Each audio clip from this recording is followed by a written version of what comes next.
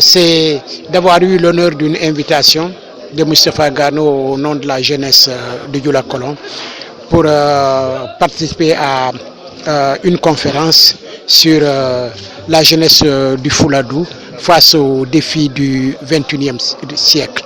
Un thème extrêmement important dans un contexte où je ne peux pas me dérober, et c'est pourquoi j'ai fait à M.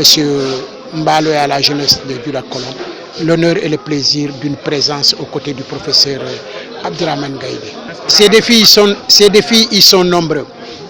Il faut noter au nombre de ces nombreux défis le défi sécuritaire. Il n'est un secret pour personne que nous sommes dans une sous-région ouest-africaine qui est particulièrement agitée, fragile à tout point de vue, et si on y prête garde, bien entendu, nous pouvons tous être exposés à un péril. Et c'est face à ces risques, bien entendu, qu'il est bon de discuter avec la jeunesse pour qu'elle comprenne son rôle et sa place dans la bataille pour la paix, la stabilité de la sous-région.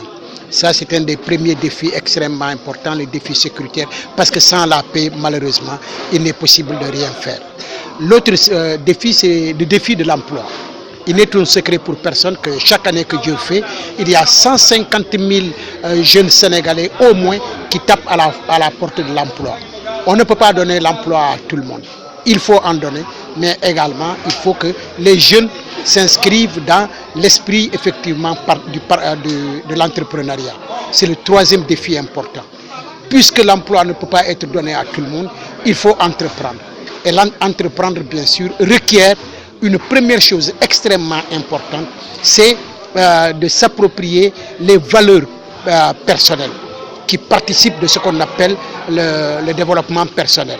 La confiance en soi et l'acceptation, bien sûr, d'entreprendre. C'est à ce prix-là que l'on réussit. Ailleurs, dans les pays dits développés, on n'a pas fait autre chose que, bien sûr, d'accepter, d'oser entreprendre. Et donc, c'est une incitation des jeunes à oser entreprendre. L'autre défi est un défi culturel. Il n'est un secret pour personne que la globalisation veut effectivement nous mettre dans le même moule. Ce qui fait que nous avons aujourd'hui une culture qui ne présente pas de repères significatifs pour nous comme socle. Or, chaque communauté doit avoir vraiment un socle culturel dur à partir duquel véritablement rebondir. C'est, comme le disait le président Léopold Sédar Senghor, l'enracinement et l'ouverture. Avant de s'ouvrir, il faut d'abord s'enraciner pour ne pas être comme un sable mouvant, prêt à être emporté au moindre vent.